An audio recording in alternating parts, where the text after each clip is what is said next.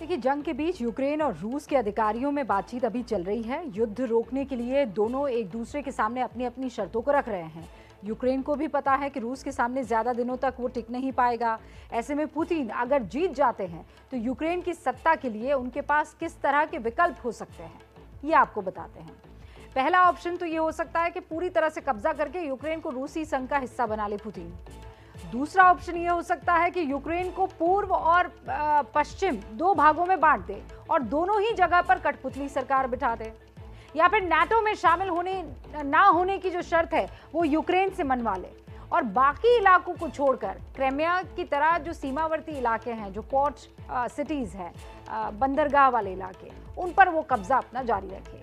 यानी Crimea, खैरसोन, Donetsk, Luhansk, leave और Kharkiv पर वो अपना कब्जा बनाए रखे। हालांकि ये तो बाद की बात है। फिलहाल राजधानी कीव की जो लड़ाई है उसमें दोनों ही देशों की सेनाएं भिड़ी हुई है और पूरी ताकत से भिड़ी हुई है। खैरसोन पर रूस का कब्जा हो चुका है। कीव पर कब्जे की लड़ाई जारी है। सैटेलाइट तस्वीरों में दिख चुका है कि रूसी सेना उसे चारों तरफ से घेर चुकी है। हजारों की तादाद में टैंक्स, बख्तरबंद गाड़ियां, जवान कीव के चारों तरफ मौजूद हैं, लेकिन यूक्रेनी सेना भी उन्हें जबरदस्त टक्कर दे रही है। There's a very difficult situation around Kiev, and that's very serious. There can be a possibility that Ukrainians will counterattack, and that's going to be very serious probably. Kyiv की ये लड़ाई भी कुछ ही दिनों की बात है, लेकिन इस बीच एक ऐसा वीडियो सामने आया जिसने पुतिन के एक और प्लान को लीक कर दिया है।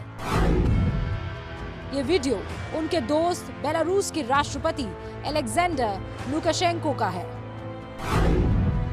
इस वीडियो में वो अपने अधिकारियों को रूस यूक्रेन वॉर की ब्रीफिंग देते हुए नजर आ रहे हैं। हाथों में छड़ी लिए वो यूक्रेन के नक्शे पर कुछ समझा रहे हैं। इसी बीच नक्शे में एक और देश का नाम भी नजर आता है, जिससे पुतिन के अगले प्लान का खुलासा हो जाता है। इसके मुताबिक पुतिन के हमले का अगला टारगेट यूक्रेन से सटा छोटा सा देश मोल्डोवा है। मोल्डोवा यूक्रेन के पश्चिमी सीमा से सटा छोटा सा देश है। ये भी सोवियत संघ से ही अलग हुआ था। लुकाशेंको के वीडियो के मुताबिक पुतिन इस पर हमला कर सकते हैं। इस वीडियो के लीक होने के बाद चर्चाएं बेहद गर्म है, लेकिन सवाल ये है कि क्या ऐसा मुमकिन है? देखिए, मोल्डोवा हो सकता है क्योंकि मोल्डोवा यूक्रेन के आगे है, पर मुझे ऐसा व्यक्तिगत रूप से ऐसा नहीं लगता, क्योंकि मोल्डोवा पे जाने के लिए उनको यूक्रेन का पूरी तरह कब्जा करना जरूरी है और यूक्रेन की जो सीमा है वो काफ़ी लंबी है। और जिस तरीके का युद्ध अब यूक्रेन में हो रहा है, जैसे गुरिल्ला वॉरफेयर कहते हैं, अगर उस तरीके का युद्ध चलता रहा जहां एक आम आदमी युद्ध कर रहा है, तो मुझे लगता नहीं कि मोल्डोवा पे हमला करना यूक्रेन के लिए आसान होगा। मुझे जो लगता है कि अगर इनका जो उद्देश्य था कि अगर ये यूक्रेन में त्वरित सफल हो गए होते तो शायद जॉर्जिया अगला राष्ट्र हो सकता था। अब देखना होगा कि लुकाशेंको का ये वीडियो अनजाने में लीक हुआ है या ये जानबूझकर लीक किया गया है, जिससे मोल्डोवा जैसे छोटे देश पर रूस का दबाव बढ़ाया जा सके। फिलहाल रूसी सेना 8 दिन बाद भी कीव पर कब्जा नहीं कर पाई है। देखिए, यूक्रेन संकट को 8 दिन बीत चुके हैं। ना तो जंग रुकी है, ना ही रुकने के संकेत कहीं दिख रहे हैं। सवाल यह है कि क्या सिर्फ रूस की जिद से जंग की लपटें नहीं बुझ रही है, या फिर जंग पर ब्रेक ना लगने के लिए कुछ और लोगों की जिम्मेदारी बन रही है और वो दिख रही है। ये सवाल आज इसलिए उठा रहे हैं हम क्योंकि अमेरिका जैसा देश, उसकी तरफ से जंग रोकने से जुड़ा कोई एक बयान आया हो तो बता दीजिए पिछले 8 दिनों में। एक बयान।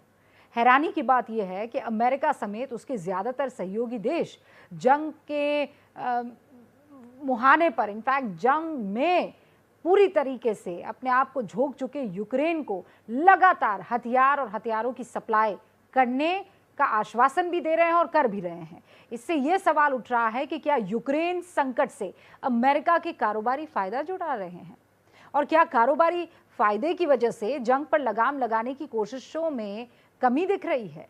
इसी का विश्लेषण अब हमारी इस रिपोर्ट में देखेंगे। लाख लोग रेफ्यूजी बन चुके हैं। खून जमाने वाली सर्दी में पैदल ही जान बचाने के लिए भाग रहे हैं। ये तस्वीरें हमने आपको इसलिए दिखाई ताकि आप जंग की तपिश को महसूस कर सकें। कोई भी यही चाहेगा कि पहले जंग बंद हो, फिर विवाद सुलझाया जाए। लेकिन हैरानी की बात यह है कि अमेरिका के राष्ट्रपति जो बाइडेन के बयानों में अब तक जंग की आग बुझाने की बजाय भड़काने वाले शोर ज्यादा सुनाई पड़ रहे हैं।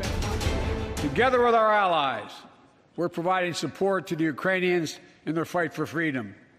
Military assistance, economic assistance, humanitarian assistance. We're giving more than $1 billion of direct assistance to Ukraine, and we'll continue to aid the Ukrainian people as they defend their country and help ease their suffering. We must keep the momentum going. We must do everything we can to help the Ukrainian people, to hold Russia accountable, to match our strong words with strong actions.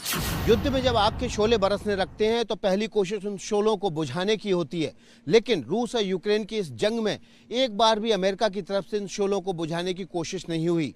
उल्टे America के बयान Ukraine को भड़काने वाले ही रहे हैं। जाहिर तौर पर ऐसे हालात में कुछ एक्शन भी ऐसे हुए जिन्होंने यूक्रेन का हौसला युद्ध के लिए बढ़ाया ही है।